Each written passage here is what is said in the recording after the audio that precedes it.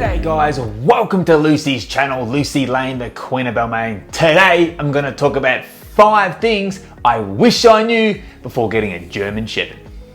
The first one got me good. Number 1, there are no guarantees that your German Shepherd will be 100% genetically sound with no problems whatsoever. So why I say this is, even if you purchase a German Shepherd from a high-end breeder with all the qualifications, there is no 100% guarantee that by getting a pup from them, you will experience no health problems. You'll experience no hip dysplasia, elbow dysplasia, the stomach bloat, all those things, those genetic things that can be transferred from or through a bloodline. There's no guarantee when it comes to a German Shepherd that you won't get these conditions. Now, by purchasing a German Shepherd through a registered breeder that knows what they're doing, an experienced registered breeder, minimizes them, absolutely minimizes these problems and conditions that German Shepherds are prone to, but it doesn't exclude them. So just be aware. Now, if you were to buy a German Shepherd from a non-experienced breeder or a backyard breeder, well, these conditions and these problems, you may be at a larger risk than if you were to buy a German Shepherd from an experienced breeder. But at the end of the day, there are no guarantees you are going to get out of this 110%. And that I didn't realize at the start. I'm very lucky. Lucy is extremely genetically sound. So, and I got her from a highly regarded breeder here, a West German Showline breeder in Australia. And I made the mistake of thinking that just because he is who he is, I'm guaranteed no problems. Now, I'm very lucky. I have no problems with Lucy, but there's always room for error and things happen and nature can take its course. So just remember, there are no guarantees when purchasing a German Shepherd. One bit of advice that I learned from a very experienced German Shepherd owner is, if a breeder guarantees you 1,000% that you will have no problems, genetic conditions or issues with your dog that German Shepherds can be susceptible to, run the other way, because no good breeder will say that. All right, number 2. Now, I was an idiot and I personally dismissed this and didn't even have this as an option in my brain when acquiring a German Shepherd. Are you right there, Luce? You okay? Oh, okay. You're gonna have a little snooze. So this is getting a rescue German Shepherd. So since having Lucy, I've been lucky enough to meet some amazing people, and we do these amazing dog meetups and we all bond and socialize over our German Shepherds and all that good stuff. But what I've come to realize is some of these people have some incredible dogs, and these dogs actually come from shelters. They come from rescue shelters, and that just opened my eyes to think, wow, there are some incredibly awesome German Shepherds out there that need a new home and they need to be rescued.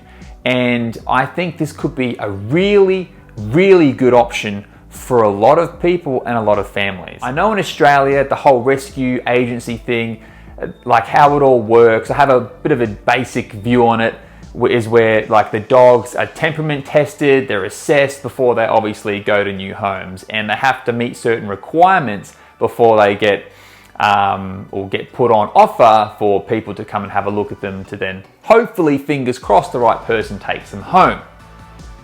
But all I wanted to say is this could be a great option for some people. Since I've had Lucy, I've thought to myself, would I still go down this road? Would I look at adopting a German Shepherd in the future? Because our plan is to have a second dog down the track.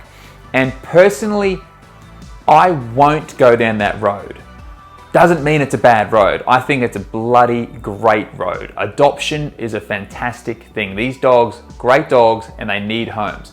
But personally, since I've had Lucy, I've realized what I want out of my next German Shepherd, to the specific line and the job that I want it to do. And you don't realize this, I think, until you start to gain experience in owning a German Shepherd. Although I think for someone who a family or someone who's looking at getting a German Shepherd, please put it into consideration of checking out your adoption agencies, rescue shelters. Just have a look at it, because you could be very pleasantly surprised. Number 3, listen to everyone and sift out the knowledge that you want to retain. So this is something that I did not do at the start.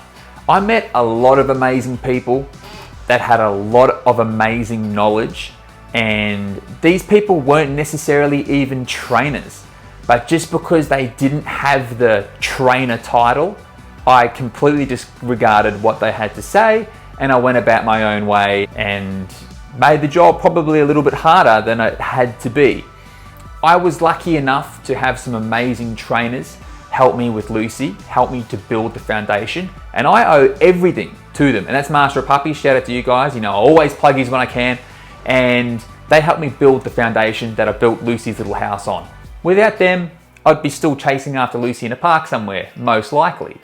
But what also I realized is that there are some amazing dog owners out there that may not even be as skilled as yourself in advanced obedience or whatever, but they may have some valuable information on feeding, or valuable information on traveling with your dog, or something. They may have had German Shepherds for 30 years and they've just got this little tips and tricks and know-hows that you can't get from a book or you can't get from a trainer.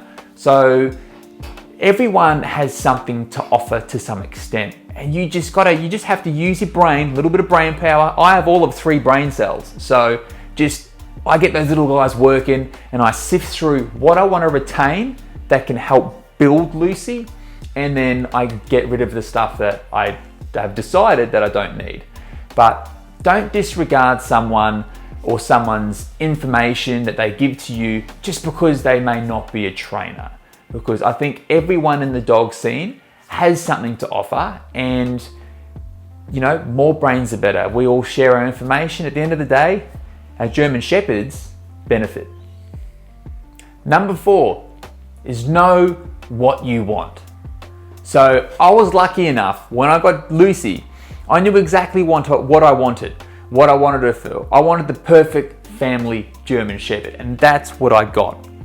But what I discovered whilst having Lucy over the last 2 years, building that bond, really educating myself around German Shepherds and what German Shepherds do and the other avenues you can go down with German Shepherds and all the different lines of German Shepherds, I realized I've found a real liking and a real interest in the PSA dog sports. So the Protection Sports Association, IPO, I find all of that stuff extremely exciting.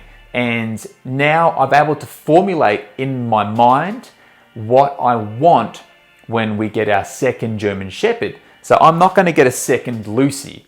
When we're in a position to get our second dog, I'm looking at the lines of going a Czech working line, an Eastern working line.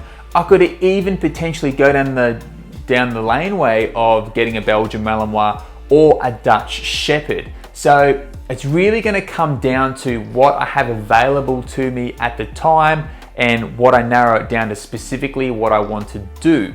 But I didn't discover these things and like this interest until I owned Lucy for a certain amount of time. So when we get our second dog, this is the characteristics and this is more of the temperament and the lines that I'm going to be looking at. Really narrow down what type of dog you want. What do you think you're going to be interested in? You know, don't rush out and just go get a German Shepherd. Like, I spent a long time researching exactly what I wanted with Lucy, and that paid off. But now, after even having a German Shepherd, I've narrowed that down again to when I get my next one, I really know what I want to do. So really spend the time researching all of the lines, what these specific lines are used for, what they are great at, what they aren't so good at. Get an understanding so you can make a really informative decision. So you can have the best dog for you and the best dog for the job. All right, guys, and the 5th one, the final one, a little bit funny. And I have mentioned this in a previous video before, but the dog hair Luce, you falling asleep? Okay. And the fifth one is, guys, the dog hair. You will not believe how much dog hair you will encounter on your journey with your best friend. Now, it's completely worth it, but you may have a few unexpected expenses along the way due to the dog hair. So I had no idea. Personally, when you read that, yeah, German Shepherd's molt, that's all well and good, whatever, I'll clean it up. But this hair can get in places where you never thought was possible. Just recently, I had to get a whole new air conditioning system put in our Jeep, which is not even an old Jeep, it's a reasonably new car, because Lucy's hair was sucked through all of the filtration system and it carked it. And I think that was around about $1,500 to repair. So didn't plan on that. And another thing was in the same time period, I don't know what was going on, it must have been a full moon for the week, but my MacBook carked it. Reason was dog hair all through the internals. How did it get there? No idea, but it gets there. So guys, just be aware how freaking crazy the dog hair situation can get. Now let me just reiterate, we are very clean and tidy people. My wife is a nurse. She can, you know, I walk in here sometimes and my eyes are burning from the amount of disinfectant she's used in this place. So it just goes to show you can never be too hair savvy when it comes to owning a German Shepherd. Anyway guys, hope you enjoyed this video. If you did, drop a like, a comment, subscribe, that would be amazing. We are now going to go for a dog walk with one of our German Shepherd friends, one of these amazing people that we've met. And we've actually got a photographer coming along with us, who's also one of my good mates. We're going to go and get some B-roll of the pups, and it's going to be tacked on to the end of this video. So I hope you enjoy watching these pups have fun in the sun this Saturday afternoon. Anyway guys, until next time, see you in the next video.